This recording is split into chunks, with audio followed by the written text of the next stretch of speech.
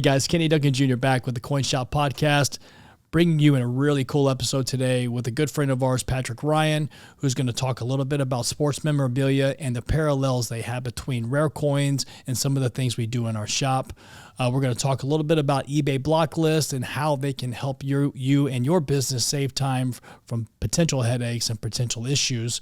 We're going to talk about lab-grown diamonds versus natural diamonds.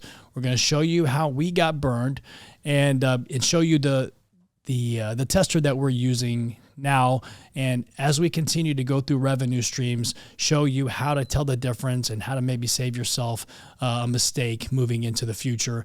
And we're also going to talk about a little bit about the new grading service that John Albanese announced last week. That and a lot more in this episode of the Coin Shop Podcast. Thank you very much. Coming soon. Is there like a Reddit or subreddit where people talk about this stuff, saying, "Hey, be careful of this stone at this particular location"? No, it's the Coin Shop Podcast. Oh, okay. All right. No, but I know what you're saying. Like, because like trimmed cards and stuff, right? Like there's forums where there's stuff in PSA holders that was trimmed, and like, some of the stuff you do need to cross-reference and go to the Blowout Baseball Cards forum, because there's guys who spend their lives identifying these trimmed cards. Right. Has there any, is a good segue here, is there another service? So say, for instance, hand me one of those PSAs if you don't mind. Yeah, cool. Let's look at this Nolan Ryan. So this is the Nolan Ryan rookie, one of the most famous cards out there. We have a couple in stock that we love, but we don't have one that's autographed. So the autographed is rated 10, and the card itself is a EX5. Just, well-centered, nice card, man. Overall, just a really, really cool card. Now, is there a company out there that third party puts another sticker or some type of indication to say that this card is exceptional for its grade or exceeds the grade that it's in? Is there a third-party service that is recognized well enough that would actually change the price in a good way? Right.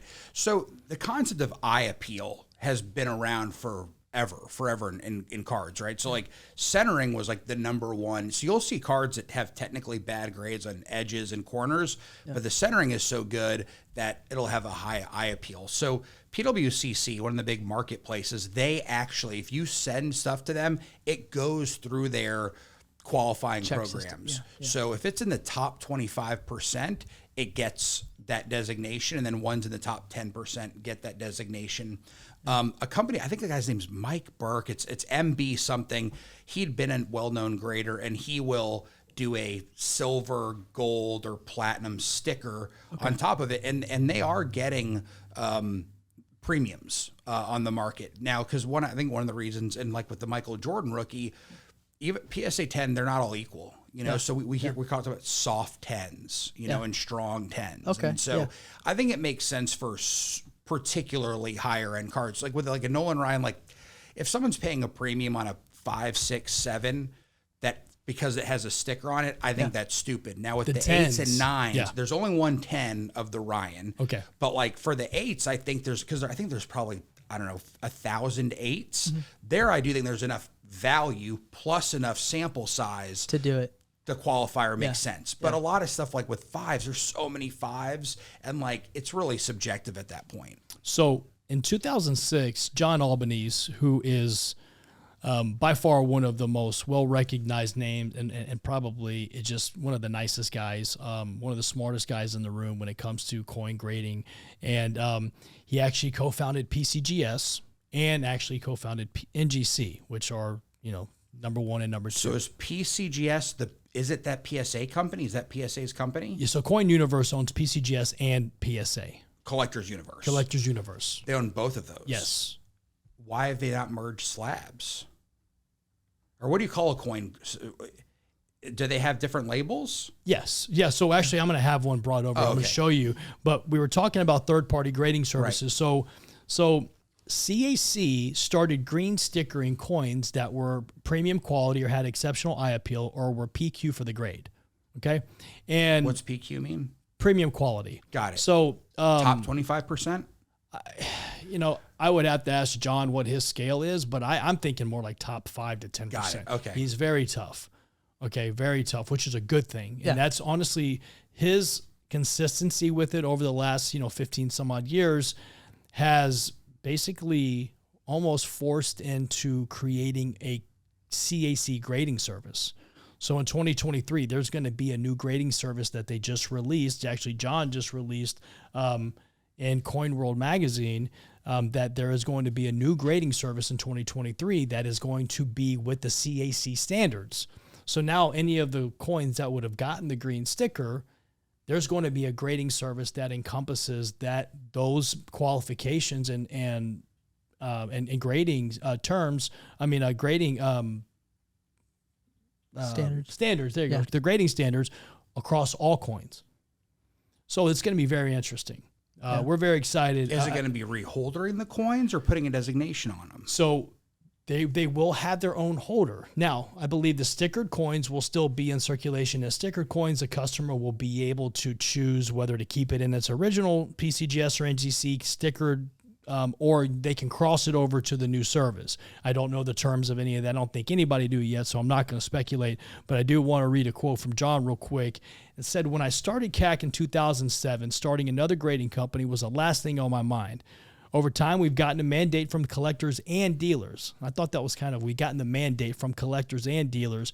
"We've seen many higher priced coins submitted to us, but for some who wanted the CAC service, it became impractical for them to pay both grading fees and essentially 4 shipping fees for the same coin. So this will basically be a one-stop option." So the number one reason, in my opinion, that people get into coin collecting is to build sets. And then and the cool thing about building a set is that you don't have to be rich to build a set. Now, if you want to have the set, you're going to have some cheese. Just like cards. Just like anything, right? If you're going to build a registry set, a CAC registry set is going to be, just going to be, because the grading standards are so tight, and the coins that he stickers are, they're probably the top 2 or 3% if we're being completely the top honest. Quality of the they are. I mean, so not all coins get holdered. If they're not good enough, they won't get holdered. I hope that's what happens, because I hope it takes a lot of the garbage off the market, to be honest with you. Got it. And I'm not saying that PCGS and NGC grade garbage. I'm just saying it. When a grading service is grading thousands of coins a day, some things are going to slip through the cracks. Just like cards. Stuff just happens. like the trim cards you were Listen, just talking it about. happens in my store. Things slip through the cracks every day, right? So I'm not ever here to sit one to cast shadow or blame to one or the other. But what I think that the CAC service is going to do is going to equalize a lot of that stuff, and it's going to take a lot of the junk off the market. And most importantly, it protects the collector. And again, when you're running a coin shop or building a coin shop or trying to build a business, taking care of your customer is absolutely the number one priority. If you do not take care of your customers, do not prepare yourself to be in business long, because you will not make it. It will not happen. If you feel good about it, please don't call me, because I don't want to do business with you in any form or fashion. If you're not taking care of your customers, you're just on a path to destruction. And having high quality products to be able to sell. Yeah. And one of the things that we've been doing for a long time is doing a buyback. And I told you about this before. So say I sell you a $10,000 coin today. You're like, hey, you know what? I like this coin. It's 10 grand. I'm going to give you a 10% buyback for 1 year. No questions asked. No questions asked. 365 days, you get to make a decision whether or not you want 90% of your value back, or hopefully the coin's gone up. And if you want it, I want to pay you a profit. But let's just say the market has gone down. And maybe it's gone down 15%. So are you seeing coins walk in right now? On buybacks? Yeah. No. So this coin market has been more, because a lot of cards are so down that dealers would be losing millions of dollars if such a thing existed in cards. Well, I wouldn't do that with cards, because I don't believe in cards the way I believe in coins. But when you get a CAC grading service together, to me, it's going to allow me to be giving some buybacks on coins, because that's how much I believe in the quality of the coins. Because in any market, what's selling in cards right now is the top stuff is still bringing top money, right? Yeah. It's that 4, 5, 6 middle of the road garbage that's taking the biggest hit. But I tell you, if you had some nice, 8, 9, 10 star cards from the 50s. Let's talk baseball. 50s, 60s. I'd buy some of those. I'd buy that stuff right now. Got it. So I'm a buyer of that product. just so I understand, the coin market, has the middle of the coin market plummeted the way the middle of the card market has plummeted? The word plummet I would not use. I'd Down say 20%? I'd say it's evened off a little bit. Did it get run up during the pandemic the way cards did? Everything did. Everything Okay. ran up. Right, all coins. Yeah. I would say not all, but I mean most A coins. lot of the collector stuff definitely went up as people had more time to collect, and But it's they were the- in their the- house the with the com- kids and the But the combination of PCGS, Cat Gold stuff, some of it went just absolutely bonkers. it went crazy. Some And of the cat coins were bringing Gold. di- Yeah, some of the gold cat coins. Gold not cat, not, yeah. not gold sticker. No, gold but cat. Gold type like the coins. early 10 that went for 120,000. It was There were coins that that Went were for going to double. bring a couple $100,000, brought $1.5 million because they were stickered. Non-stickered coins. When I say stickered, I mean by CAC. If it was non-stickered, these coins were bringing, just regular gray sheet or around the gray sheet levels. Which gray sheet is a dealer spreadsheet that basically goes out to all the dealers, and it's kind of like a Beckett. I remember I used to wait for in the mail for my Beckett to come in to see if my Jose Canseco 86 Don Russ went up, or my tops traded set went up. I mean, dude, that tops traded set in '85 was, dude, that was my favorite set. My buddy had one, and I just thought he was just the coolest guy in the whole world. Had the Bo Jackson in it. That's 86. Yeah, 86. I'm sorry. Andres Galarraga, Barry Bo. Bonds, Bo Jackson. Dude, Pete Incavilla. Pete Incavilla, man, dude. Will Clark. Dirty little Pete, Will Clark. Yeah, there's some good cards in there. But Dirty Pete. Dirty Pete. That's Hey, remember Billy Joe Robideau? No, Dude, come on, 87 Fleer. I mean, if you didn't, I don't know how many 87 Fleer boxes I bought. Wasn't that the black and blue with the Bo Jackson? That's 90. That was 90. Okay, so that's a score 90 though, Yeah, right? score 90. 87 Fleer's a light blue that fades to like a white. Okay, so maybe it was score. Maybe it was 90 score. Okay. And I think out of every box, I would buy boxes of waxes trying to get, and I probably bought 10 boxes of wax, and I never got one black and blue. Never. Yeah, it's hard. So Can you get me a 10? Yeah, I've got a couple of them. I think on my page I posted one. I had sell like me one? 12 of them at some point. you The sell market's come down a lot. Will you sell me one? Yes, I will sell you one. Sweet. I'll have to dig it out. I'm actually got one of I hired someone to help organize things. 'Cause things have gotten sloppy. But I remember at the front of the pandemic buying a case of 1990 score wax and then sealed sets. Okay. And just to do the study of where were the better Bo Jacksons coming out of, the sealed sets. So I basically got, I think probably 10 bows out of the case, the wax, and then I got 12 out of the sealed sets, and the sealed sets were probably like 7 of them came back 10s, whereas only one from the pack pulled came back a 10. And then the card went nuts. It was basically a $100 card for the longest time. It got up to like $800, I think. we had. At one point we had one. I think I sold it, and you were very upset. Yeah. Well, there's a lot of cards I wish I'd have kept. We had some cool Gaudy. I'm a big 33 Gaudy fan.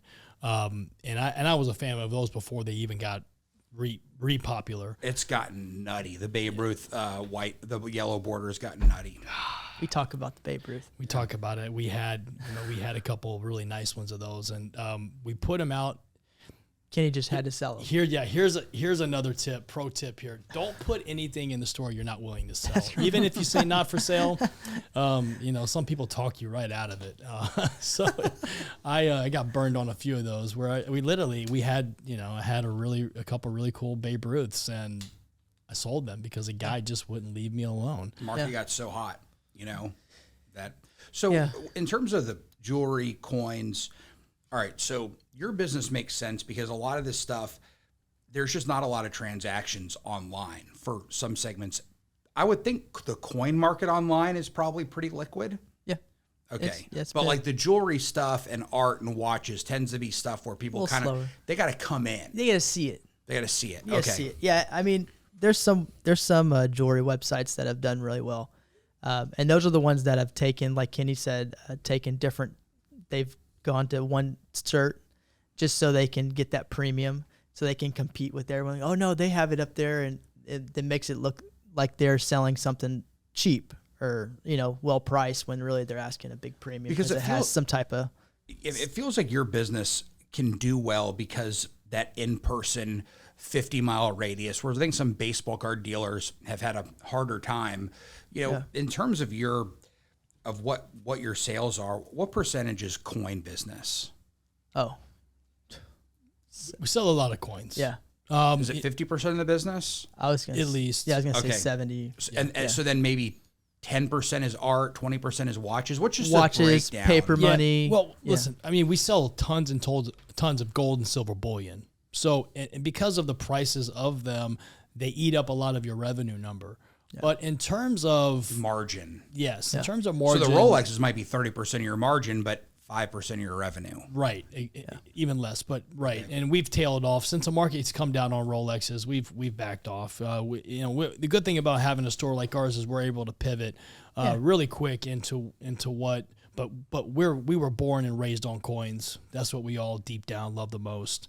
But that's why we started the podcast too, just to show that when we opened up different revenue streams like watches and paper money and diamonds and jewelry, if one slows down, you turn that knob and then you turn the other one up. Yeah. Paper money picks up, so you start going heavier in paper money. And the way you get heavier is you start paying a heavier price. Yeah, you That's advertise basic. And then advertise for it, And you lower the price on the stuff you want to get out of. So that's how you kind of balance inventory. All right, so with the Rolex watch market, to me, there's still people talking doom and gloom, okay? And to me, it's like, until I can walk into Deutsch & Co. and buy one, that's when I'll think this shit's over. When I can go buy When you can a take a pic. Daytona, when you can go buy your own Daytona, Like, so, Or a Hulk. and it's not on display only. that's why I think that I'm not going to call shots about, because there's GMTs, there's subs, there's 6 kind of blue blood Rolexes, sport models. Yeah. A couple of them I think have come back down to where you're probably a little safe buying them now. Yeah. You know, because I don't think the stores will ever see steel Daytonas. Yeah, and I mean, I can't disagree. And I remember there was a time during COVID where this same similar period happened where I was getting offered watches at insane prices, insanely cheap. And I'll say I got offered a 5164R, which is one of my favorite watches, which is a Patek Philippe World Time in rose gold on a brown rubber strap, which is an absolutely just gorgeous watch. I think list on them at the time was $54,000. Someone got offered one. They wanted. They picked up the store. They didn't want it. They thought they were scared of the market, and they wanted to sell it. I just wouldn't stock it because the market was just in such a So what did they want to sell for? 65? It was like, no, whatever the list was 50-something thousand. And so that got to like 175. It got in to about a year. 175. And, I think it was probably 8 to 12 months later. And I'm like, well, how do you know? And then I bought a 5711R, which is the all gold bracelet. I paid $100,000 for it. And I bought it from another coin dealer. I didn't know how crazy. I knew they were crazy, but I mean, it was literally like within the week, they had gone up 20-25%. but when they go down, it's like catching a falling knife. Well, Oh, the Pateks. No one wants to touch any of it. It's scary, dude. It's scary. It's so funny, like how everyone. Like, no, I falls don't wanna for that- buy right now. for that group thing. So my buddy Kyle, he got a Patek rubber strap for his birthday from his wife. List was 45. She paid something like 80 or 90. The store called him and said, "We'll give you 150." He's like, "Look, it was a 40th Yeah, birthday can't present." sell it. Yeah. What do you think that's at now? Because that was probably 6 months ago. He got that phone call. I guess you're looking. I liked it. It was a real sharp watch. I'm 100% I think I Rolex know currently. him. Kyle. I think Kyle Kafka. He lives around here. Yeah, I feel like that. He wheels and deals and stuff. I mean, he's gotten into cards a little bit. His son's into cards. Cool. He's a finance guy. Cool. And like that's been fun too. Like one thing about building my Instagram page is like having a forum for like friends to come to me with dumb questions. Now, Kyle's not had dumb questions. I've had other friends that have, but there's no dumb questions in this stuff. These nuances between rubber strap and rose gold versus white gold. I mean, like if you don't know, you will get smoked. That's a good point. There are no dumb questions, and especially we encourage customers. We encourage other coin shops, ask questions. Give us a call. So here's what I'll say. Like, because you guys are such a big business and big brand, a lot of times people just feel that like they're going to get a bad deal coming to you and they don't want to ask the questions because they think that that's going to like show their hand and get them more exposed. And it's kind of the opposite, whether it's you guys. 100% the opposite. Yeah. Right. Whether it's you guys or your equivalent in California or your equivalent in Miami, like it's the smaller shops where you think like they look like you can outsmart them. Like they're going to actually weasel you. The bigger They brands, have to. You're focused 'Cause on they gotta sell it volume to and them. repeat business. Right. And so you're better off just giving them all the information that they have and asking all the questions. And like, you don't look stupid saying, hey, I don't know if this is true, but I kind of heard murmurings that like rose gold's a lot less than the solid gold for some, whatever it is. Yeah. Say that. If you've heard something, it'll keep eating at you after the transaction. Sure. Yeah. So if you're doing look, I would say if it's over $10,000, it's worth, like, if you're going to have a question that eats at you, or you heard a rumor, you saw something on a website, these types of business, how many employees do you guys have? We're up to 18 now. Okay. And so I'd bet at least 15 of them are super active in any sort of watch gossip, coin gossip, jewelry gossip, that they're going to have heard it. So they're not going to, your question's not going to come from left field. So you might as well ask it so you don't leave with that, I don't know. I wish I would have done this, or I wish I'd have said this. That's really anything in life. If you just ask, you know. Well, a lot of people don't want to look stupid. So or show their hand, because people will take advantage of that. Yeah, and that's why people get very like, you know, one of the why don't reasons you put a number on it? One of the reasons why I told everyone they need to start putting prices on stuff in the store is because a lot of times people don't want to ask because they don't want to embarrass themselves if it's out of their price range, especially on jewelry. So like for me, and I got on the front a bunch about it. I'm like, you got to put prices on our custom jewelry, because some people think it's probably 3 times higher than it really is. And if you put a price out there, you're going to sell it because it makes sense, right? And you're right. When you sit down, when you come into our store, laying everything on the table and saying, this is what it is, this is the research I've done, and this is what I think it's worth, and this is what I'd like to get, that's how you get the most money. Don't pretend to not have an opinion. There you go. Yeah, that's how I just gave you the key. Do the research, real research. I don't want to hear about eBay or Pinterest, okay? Yeah. I don't want to hear about either one of those two. To me, Etsy. Etsy, any of that stuff. I don't want to hear about that. I want to hear about actual trades that have taken place. I want to hear about knowledge that you've seen or heard of in the market on certain items. And then I want that individual to come up with a price and say, this is what I'm looking to get. And like you said, something over 10 grand. If it's under, then, you know, it's going to be a market item that's going to be traded in volume, and the price is what it is. Our margins are very fair. They're about 10% and 5% on bullion. So we like to have the farm to table approach, so we can kind of get 10% on both sides. You know, so we find the product, we create the product, produce the product, and then we have a customer, we sell the product too. And that's how we make the most money. But it's like you said, it saves a lot of time, a lot of effort, and a lot of energy just being up front and saying, hey, this is it, you know, and this is what I'd like to get. And man, I'm telling you, we end up doing some of our best deals that way. Right. It's the guys who are like, well, you know, I don't really, you know, I want you to put a number on it. You know, like I brought it to you, I want you to put a number on it. It's like, but you haven't given me any inclination as to tell me a little bit about the item. You know? Well, or also like if you're in a hurry or if you're willing to trade, you know, I mean, I think that's, you know, come Christmas. I mean, I imagine things are about to get really busy soon with people bring stuff to sell so they can get something, you know? And I think that's important is because if you need cash, you have to understand you're going to lose value. If you're like, I need $100 bills today, you might give up 10%, but it might be worth giving it up than waiting another week. You know, what percentage of people are selling stuff because they've got a bookie that they owe? We don't, you know, I don't get into the conversation too much. I don't. Well, you're sweating, right? You can see them, right? Yeah, it happens, man. It happens, and that's, you know, and I think a lot of people do buy gold. You don't do pawn. Absolutely. No. Okay. Absolutely. And is a pawn business like a legislated thing where there's regulations and it's just probably not worth fooling with? Yeah. Well, it's you've got to get licensed, and where we're at here in Hedwig Village, there is no pawn shops. So that's why pawn shops tend to be in worse neighborhoods. Just the good neighborhoods won't let them exist. Or City of Houston, right? And I think there's a law. I think they can't be within 2 miles of each other. There is a list of regulations, but it's just not the type of business that we're in, because we want to pay fair money for items. Well, also a pawn shop, look, they have a place in that they'll take just about anything over $100, right? Yeah. And so like that's their brand, and that's fine, But look, people do not pawn anything over $5,000, right? Like then you're really just costing yourself like interest and tax and too stuff. much. Yeah, it's Yeah, crazy. That's way too much. Yeah, we've loaned some to some clients on their gold. So like auction houses, like, they'll give you an advance if you're willing to sell it, or some companies, if you vault it with them, they'll give you credit to buy other items in their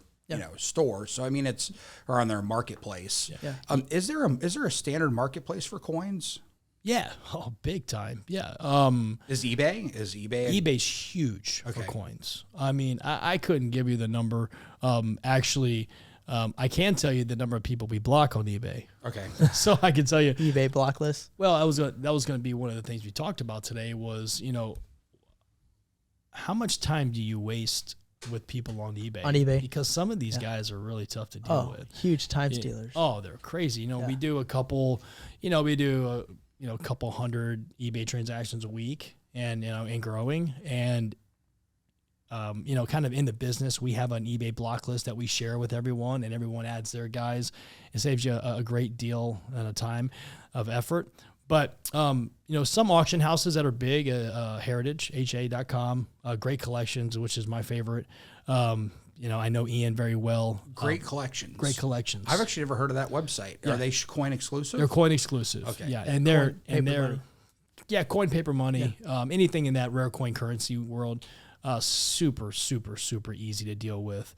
David Lawrence, Rare Coins, DLRC, John Brush over there is actually a good friend of mine. I've known him a long time. They run a really good, solid business. I believe David Lawrence is no fees to the buyer, so the buyer gets to buy, and then you backdoor fees to the dealer. What's a standard bandwidth? 15-20%. Okay, because like in the high end sports memorabilia game used, sometimes the seller's paying 10 and the buyer's paying 20. Yeah. And that's where I've never been a big fan of auction, because the only people that win are the auction houses. There are times that it's so rare that their reach and their willingness to spend money marketing it, I think that 10 and 20 makes sense for some items. But very few. But very few. And that's what people, I feel like, get sucked in, and I hate it because we lose a lot of coin deals to these auction houses where I feel like I could have gotten them more money on the spot, and I would have written them a check, no questions asked, no strings, no waiting, no 6-month period. Well, you hear about it when it's done. Yeah. Well, there was a local deal here. There was $1 million GSA Horde deal that I bid. I think I figured it for $890,000. I was willing to write him a check on the spot that day. Another auction. What was the source? Who held the item? Who was the seller? I mean, I don't want to give you his name, but it was an individual. It was an individual who was had shopping collected something around. He had collected these over the years, Okay. and he just loved. He had a penchant for them. He kept collecting them, and he had safes full of them. Matter of fact, it was a friend of Michael. It's a listener of Michael Berry, who. Do you advertise on Michael Berry? I do, yeah, and he's that's my buddy, man. But he called me. He actually, Barry went over with me to see the deal. He wanted the guy that wanted to sell it wanted to meet Michael Berry. It was just this deal, and anyway, I figured it for right around $900,000, and I think Heritage offered him somewhere around that. But by the end of the day, I think Heritage was willing to take the risk. They were going to take an inventory position. No, they were going to put in their auction. They were estimating what it was going to bring in their auction. So he was passing a cold hard check. Cash. Yes. Yeah. For a gamble on an auction. Yes. Yep. And this is the type of things that I'm talking about. When people think about putting items in auction, sure, for some of those one-off items, I think it's probably some of your best move. But it's a very small percentage of items that need to go to auction, in my opinion. So he waited, and then he put it in auction, and then he had to wait to get paid. And then when it all got chopped in after the end of it. I don't remember the exact number, and I don't want to speculate, but I think if I was in his shoes at the time, and I think maybe if it was to be done over again, I think he would have taken the check then and there. Right. So help me understand something on the coin side of things. So we'll come back to eBay. To that point, eBay, one of the reasons that I can't sell a card worth more than $10,000. I can't sell it on eBay because they have returns and non-payers. Yeah. Is that the same ecosystem with coins? It's the same ecosystem. We just don't put up with. So you're right. Over 10,000, we rarely sell coins over 10,000. Rarely. On eBay. On eBay. It's our sweet spot is, 2,500 to $5,000. But remember, anything that's on eBay is on our website. Right. Well, that's how I found you guys. Yeah, and that's kind of like what I hope that people will start to game up on is that we buy a lot of advertising space on eBay without really spending any money, and that's another podcast thing that we'll teach you guys.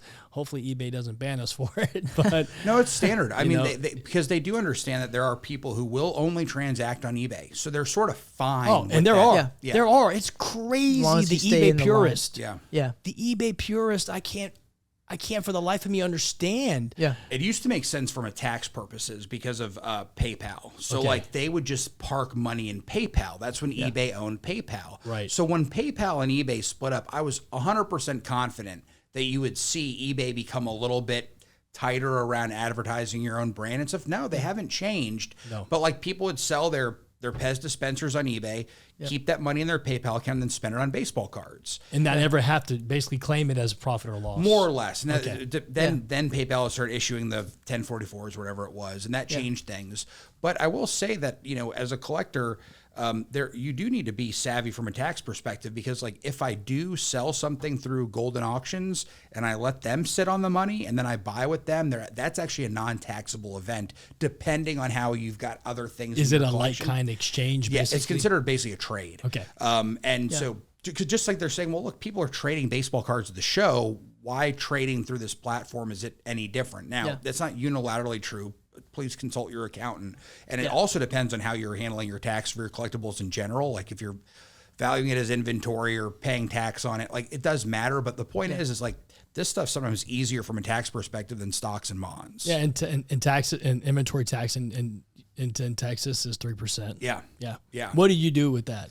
So I did set up an LLC. Okay. And basically I do have stuff that's considered like part of the collection, which is not sellable inventory. Right. So that lives with kind of like an insurance policy. And it'll be complicated if I ever, that's like why I tell people like the Jordan jerseys, like I'm going to die with it because like recategorizing it as inventory is pretty expensive. Yeah. What if Jordan wants to buy it? That's fine. Jordan can buy it. Jordan can buy it for cost if I get to play golf with him. That's awesome.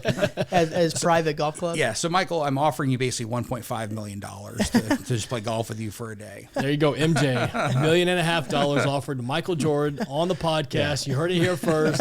Duncan Brothers exclusive. Let's go, MJ. Yes. So you'll make that money selling the jersey I'll be giving to you to play golf. There's got to be a Michael Jordan Foundation out there. Somebody's got to be just like wanting to call us and say, hey, is that guy serious? Can you put me in contact with him? So I'm actually Michael Jordan's largest customer because of our relationship with the Charlotte Hornets. So, cool. I could go to probably, but anyway. I think he's real quick, I got it. Yes. So I was at a coin show in North Carolina, and he walked by. He's a coin collector. It was there was some type of meeting at the same hotel. There was like a what hotel was private room. Man, this was 2006, 2007. Oh, okay. I don't, it was before you owned the team then. I believe it was right around before. there. I think it was like the whole time that was happening. So all I remember is seeing this like mob of people moving like a wave with this big tall guy. I'm like, is that? I'm sorry. Who the hell is that? Freaking Michael Jordan, dude. And he walked literally like to that white sign. And I just was mesmerized, man. I was like, this freaking MJ, and of course I'd been to games. I was young and I seen MJ, right? But starstruck. Just because that was the last person in the world I ever thought I would see in the lobby of that hotel. And it just literally walked right by me. He has a presence. I've met him twice. Really? I'm talking for like a second. Like shook my hand, introduced myself. Shook his hand? Yes. Dude, that's awesome. Yes. So, I mean, a lot of those guys said that. Like, you could tell he's around. Like, Tracy McGrady actually has that kind of presence where you would know that someone's special. It's weird. They just kind of sat next to Tracy McGrady. My son and his son go to the same school. Sat literally next to him, yet him and I both left the seat in between us vacant. Because I didn't want to go.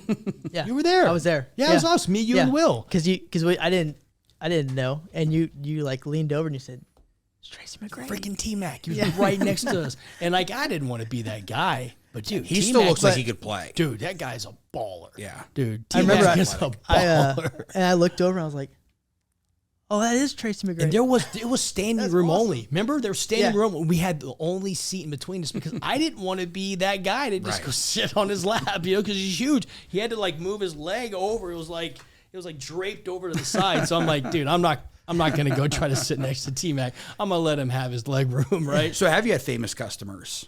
Oh, we've got some famous customers, man. We got a lot of them, actually. Are there ones who they do want to hear about certain things, and they said, "Hey, if this comes in, all the call time." me." Oh, okay. Oh, so they're just like any other rich person. Hell yeah. Okay. We're in contact with all kinds of cool people all the time. Speed dial. They want to. As a matter of fact, they want to know about stuff all the time. Yeah. What is a former retired, well-off athlete most interested in? Well, I mean, a lot of them, believe it or not, collect rare coins. Yeah. Yeah. I mean, remember, kings collected rare coins, right? I mean, Yeah. I think one of the reasons why you don't hear a lot about coin collecting, because not a lot of people want their doors kicked in, and they don't want people to come and try to rob them. Sit there and wonder where their coin collection is. Yeah. I mean, is it at the bank or is it at their privacy. house? Listen, I've never, these guys are flaunting everything in the world on social media, but they don't want anybody to know about their coin collection. So, Right. so in cards, there's kind of like tiers of collectors, and there's lots of collectors who are very active on social media and create great content, and their collections might be worth less than $5,000. Are there coin collectors who have collections worth less than $5,000? Not really. That doesn't really. What's the cheapest? I mean, you can't really have a collection, like a full collection of something, unless it's a modern issue, like non-precious metal content set for less than $5,000. I mean, you could be like a state quarter set or something very basic, but like Maybe like a Lincoln set or something, right?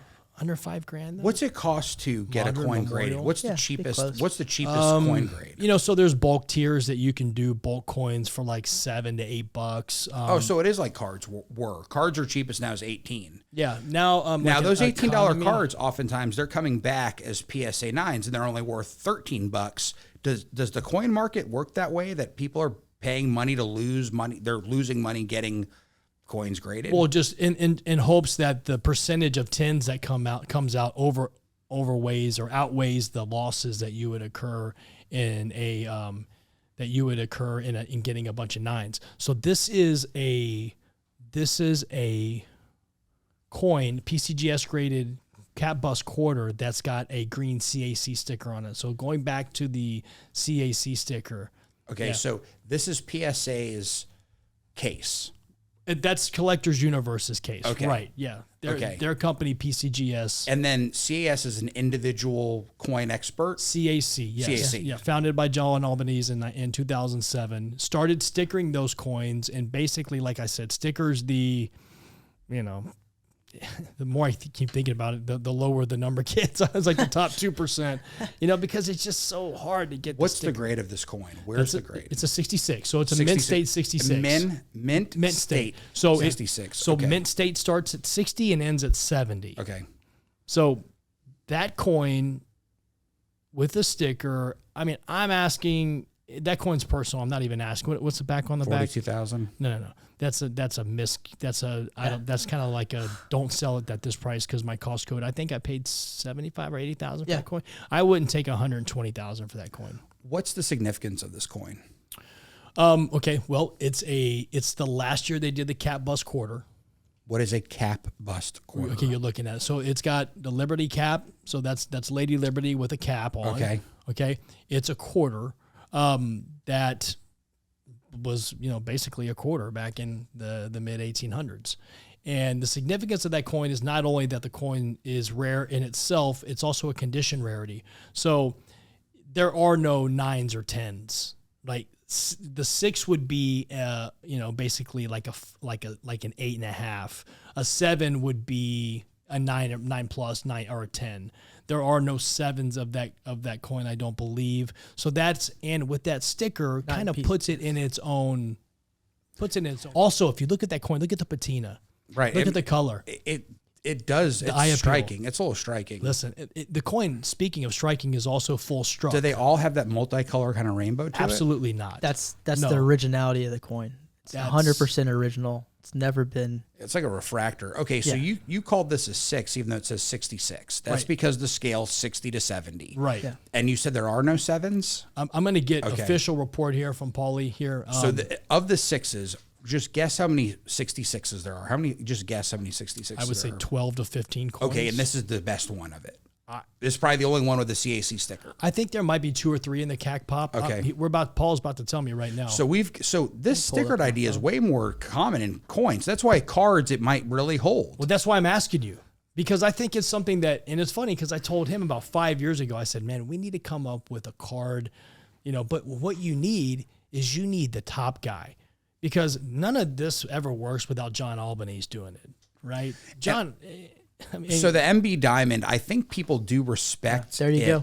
But here's the issue, though. here, let me answer your question. So there's actually 2 66s, only 1 CAC. There's 1 NGC 67 that's not CAC. So it's tied for finest known, graded by PCGS, and it's number 1, it's pop 1 CAC. So you're holding basically the king of that quarter right So this there. is sort of like, what's the most expensive coin ever sold? That would be is that the 33?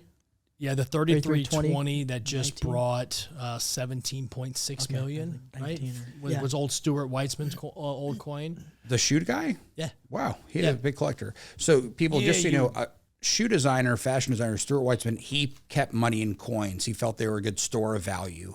And we might talk about that again. But so to this point, this is kind of like the Hank Aaron 54, right? Like it's a top 50 iconic card. Yeah. Is this a It top actually 50? sold for 20 million. I'm sorry. And I knew that. It's Duh. 19. Yes, almost It's 20 20 million. It brought 20 million bucks. So anybody who's spent 10 years collecting coins is familiar with this coin. Yes. Okay. All right. So it's like a 54 tops Hank Aaron. Right. Yeah. Okay. It's not famous in terms of date. So like it's the date's not going to blow you away, but it's overall condition rarity versus how nice the coin is. You don't see cap bust quarters in the grade 6. There's very few. Yeah. What's the entire type population in 6? We'll just hit the type number, Paul. And what's cool about coins, you don't always get the same look, right? So there might be 2, but the other one doesn't look anything like that. It could look look like a more. I think the 7, the NGC 7, I've seen a photo of it. It does have some type of toning on it, but it's not as agreeable and as pleasant, in my opinion, than that coin there. How many coins have you sold that are in the 6-figure range? Oh my gosh. A lot. Yeah. Okay. A lot. It's an active market. Very active. Because when cards kind of pass that number, firstly, there's not many like types of cards that could even get to that level. Yeah. Like I mean, I'm speaking out of turn because I mean, there's some like real like a 1933 Gaudi Lap Nojo would sell for that in a 10 just because of this extreme rarity. But like in terms of like cards, But that's you're a aware of. condition rarity right? more, That's a right? condition rarity, Right. Rather than like a demand. No doubt.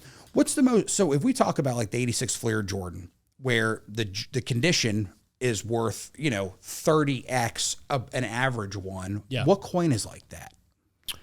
Man, but you're talking about so I guess you could maybe Or an anchor to relate a it collection. to a high relief. Yeah. High High so, relief. so maybe a high relief, like a high relief is a 1907 high relief, which was struck with a high relief. It's kind of self-explanatory. The mint. But the mint struck it. They didn't stack well, and they ended up kiboshing it basically and going with a lower relief coin for circulation. But we kind of trade those. They're like widgets, right? Like to me, the Jordan rookie is a widget because there's not a cap on. It's not rare to see one. I've got an 8 in my case. Right. Yeah. Right. I mean, we've had 7s. We've had did we ever order a 9?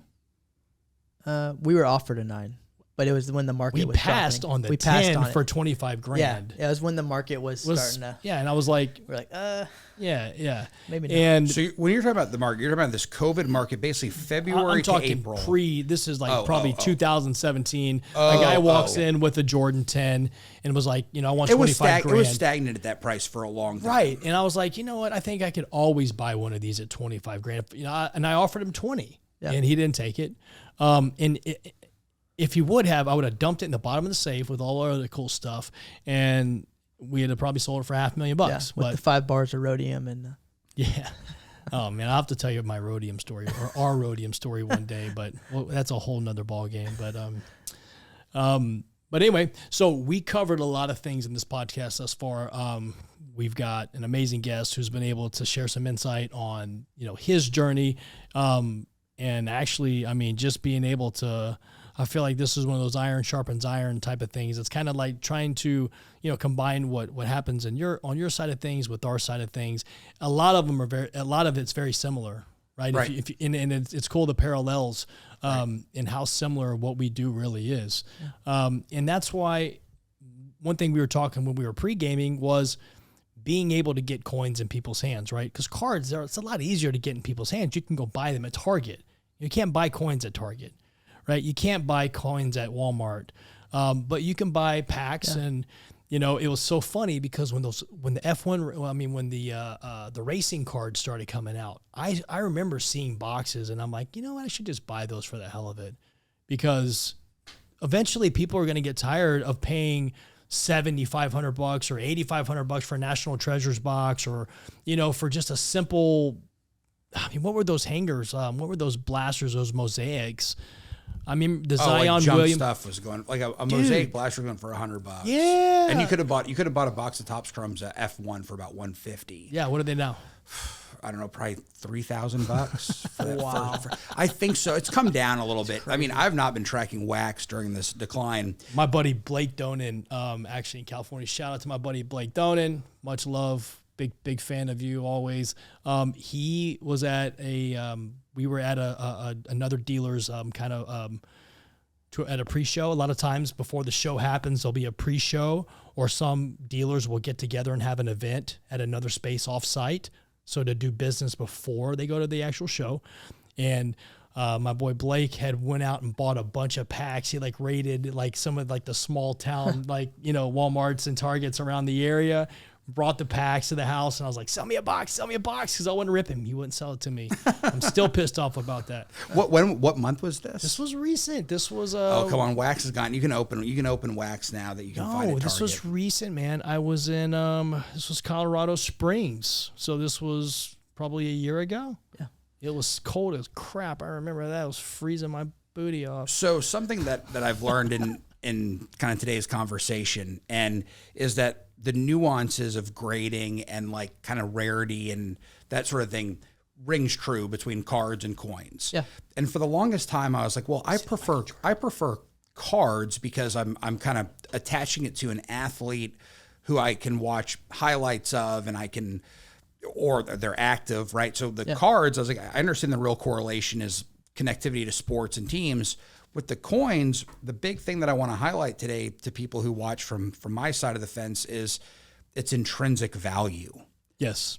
When I talk about intrinsic value of cards, I'm generally talking about this is something that you're willing to go to the grave with. What are you willing to pay for something that can't be resold? Yeah. That tends to be a pretty low number when you think about the practicality of it. Sure. But coins, because they're currency and they're fine metals, a lot of them have real intrinsic value. And so if you're kind of, looking for something to kind of broaden your horizons, and with this volatile market, correct me if I'm wrong, but it feels like coins could be a little bit safer if you go about it the right way because of that intrinsic value. I agree. And you see a lot of people start to kind of get it. I've seen more new collectors in the last 3 to 4 months than I did really COVID, because it was all the smart guys that knew what was about to happen. They've seen these markets. They've been in a cycle like this before. So they started buying up all the PC CAC, all the NGC CAC stuff they could buy.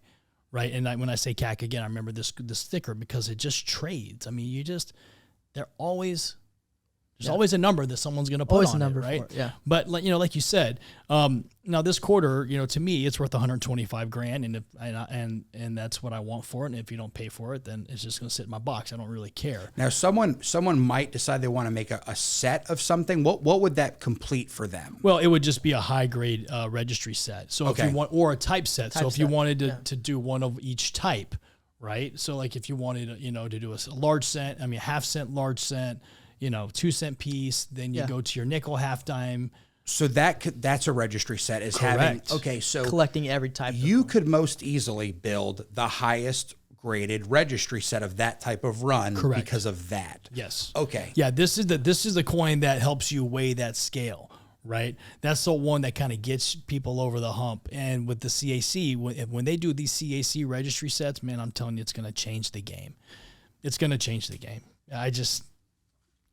All right, so you're a believer in the sticker on the baseball card slab because you've seen it work in coins. Yes, I think it's, because for me, let's just say, and I'm a guy who's interested. I asked you to bring me some stuff here today to buy from you because how much is that Bagwell, by the way, just offhand, because I'm a huge Bagwell fan. $250. Yeah, that's okay. I'll buy that. Okay. I'm a huge Bagwell fan.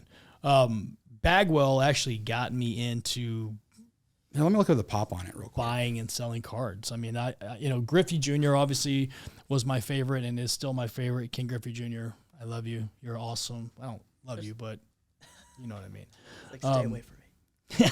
He's like, put this guy on. So what I love about PSA is that they're now doing pictures of this specific item. Oh, So cool. I just scan the QR code. Yeah. And it pops up and it shows that it's a pop 4, none higher. Okay. So it's, Yeah. Now I have a lot less in it than $250, but it's a fair price. That's fine. Yeah. I trust you. Right. So like, to me, that's most of when we went through all this and I bought all that stuff from you. And I think we did some horse trading, right? And just, we love horse trading. Yeah. I love it. I brought in 8 pieces of memorabilia. I walked out with a watch that I'd wanted and cash. Yeah. Right. Like Yeah. that. And also if you like horse trading, it's fun and you're going to get a fair deal. And so that's why. You remember that Steph Curry you made me kind of buy at the end? Yeah. That was like the hottest item. Oh, yeah. That's right. I left it on the table one day out there and someone's like, hey, how much is that? And Ken. so I sold it. Yeah, I'm like, it's so funny. He got hot. You know. dude, well, look, he's Steph Curry's. He went into a different echelon. He's a baller now. All right, so let's just say that How much is it, Griffey's? So I wouldn't take less than 500 Let's see. because replicating it's very hard because Griffey has proven to do a signing once every 3 years. No, so this is so cool, to me because I'm a junior, and how cool would it be to play Major League Baseball with your dad on the same team? In right? terms of tickets, so I collect tickets. Okay. The junior senior game, Oh my gosh. the home run game. Oh my gosh. I think that ticket. It just doesn't show up, but it's like people have sold it for like $1,000. I'm like, I'd probably pay $5. Yeah. Because that's just such a That's unique moment. So what's the coolest thing you brought us here? Well, the Babe Ruth book, but it's hard to show. But I will say that people need to understand. I like signed books for a number of reasons because almost every historical figure, presidents included, they've produced a book and signed it. Yeah. And so you can have like a really nice collection. And they're hard to display.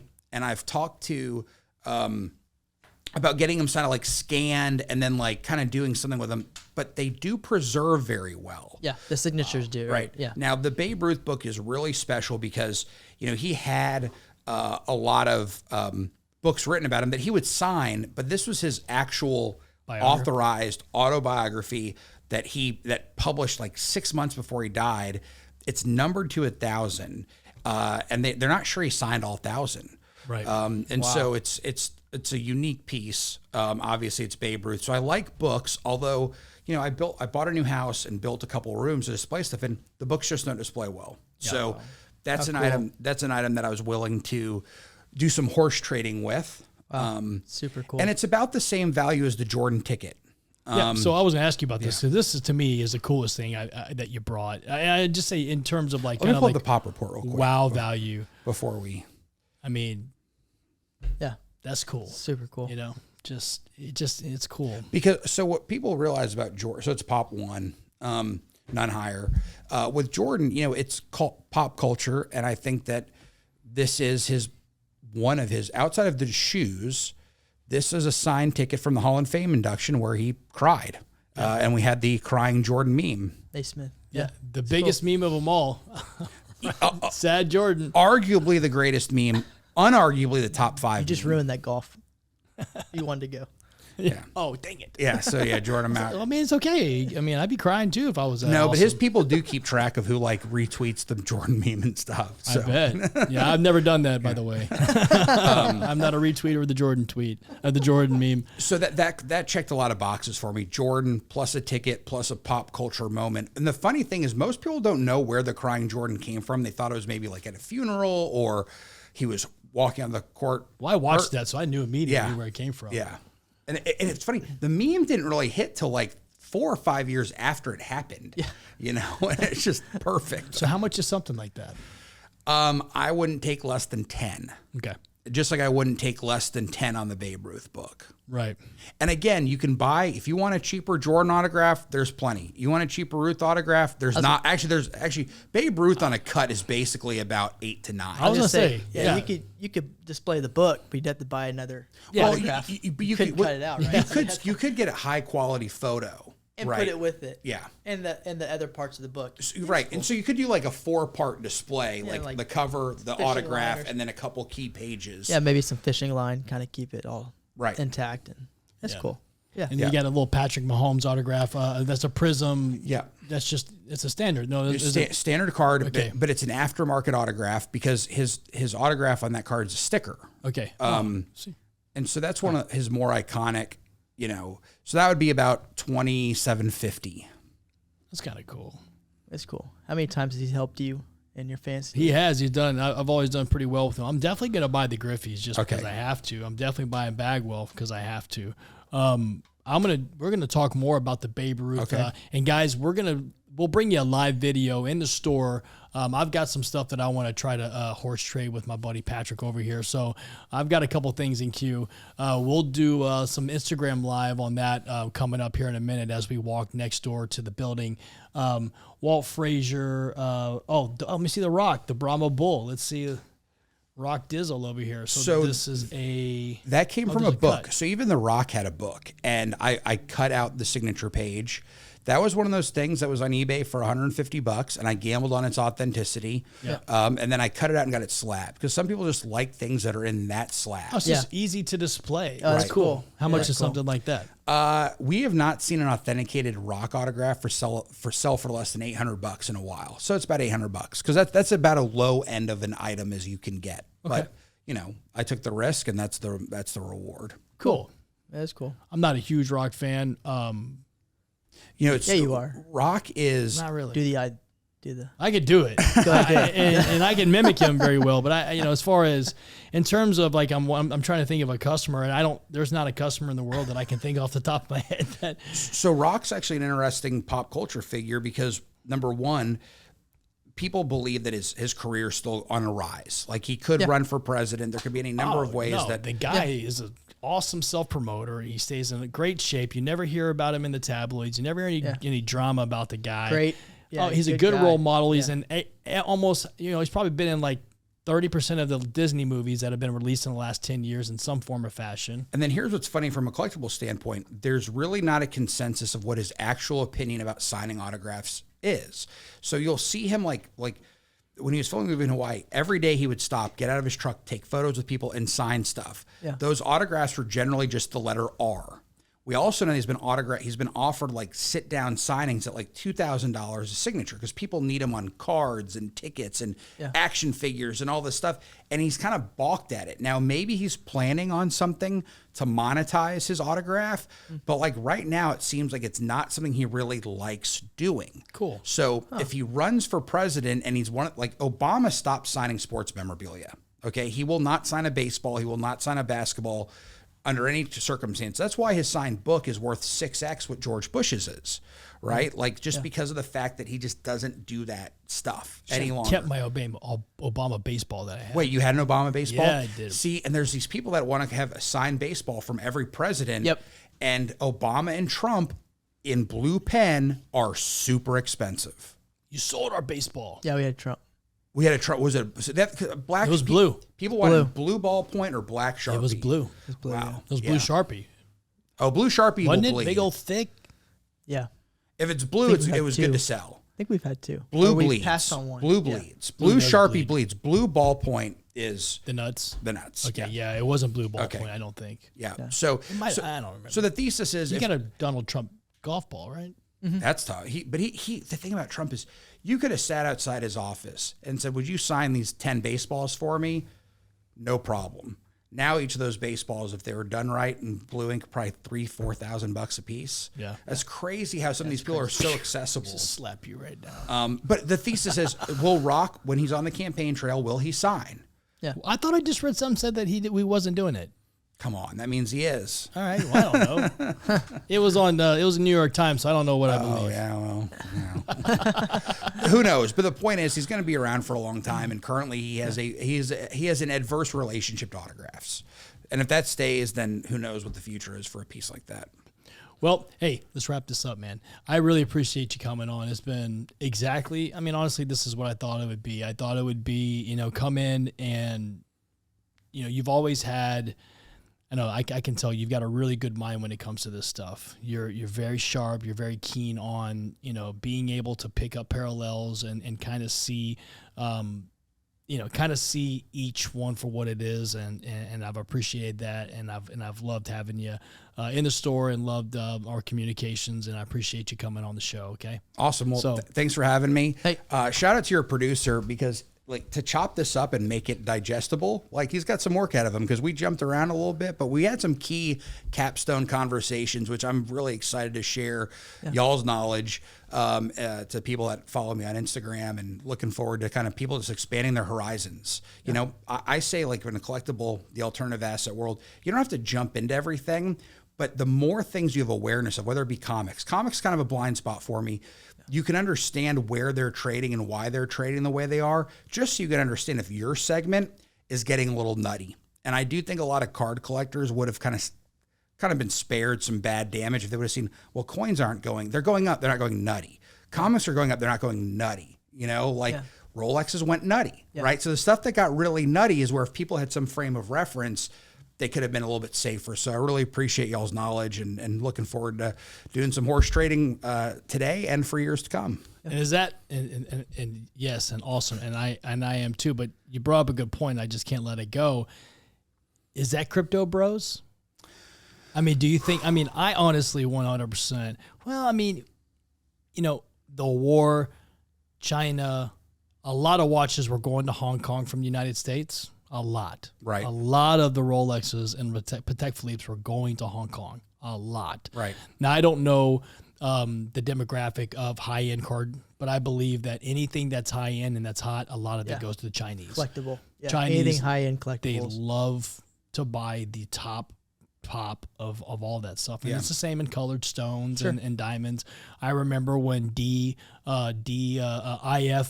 so D color, internally flawless rounds, Getting bought up. forget it. They were Coco Loco. The prices were twice wrapped sometimes. It was insane. Well, I think it's a good lesson in having perspective on understanding why someone's doing something else. If someone bought Bitcoin at $1 and they're now buying a $100,000 watch, it's because they made $1 million on Bitcoin. And it's not like they're looking at that $100,000 basically as Free roll. right? Beyond, right? House money. And understanding when people who have inherited money, when they buy certain things, it's very different than people who earn it and go to work every day. And I think that that's such a important context is don't chase the person who has free rolls. Chase the person who really understands the grind of working a 9 to 5 like the three of us do, despite having the ability to maybe not do that. Right. Sure. But we still value money in a very real way. And so I think perspective is so important. And it's kind of a word I've been focusing on a lot in my personal and professional life is just try to maintain perspective. And so this is a great opportunity to understand what are people's perspectives on crypto? What is their perspectives on NFTs? Why did it get so hot? And now why is it so cold? And will it stay cold? And the concept of utility is so valuable. So I think that you guys offer a great platform because in your store, and also I've been looking at the Blue Dog book, there's art here too. Art's maybe not as liquid as the other things we've discussed, but it does have value, and I will say look, I was talking about the fact that the cards and memorabilia might not have inherent value. It does have display value, right? So a lot of the art is purely display value. Sure. And so if you can display your cards in a way that you find enjoyment, then maybe they do have more value to you than the next person. So how you store things, how you display them, how you keep them, that all impacts, your personal, tie to them. Yeah. That's a good point, and that's a great point to end on. So thank you again very much for your time, your insight, your input, and just, just a great conversation. We really appreciate it. Guys, this wraps up the latest edition of the Coin Shop podcast. Thank you very much for tuning in.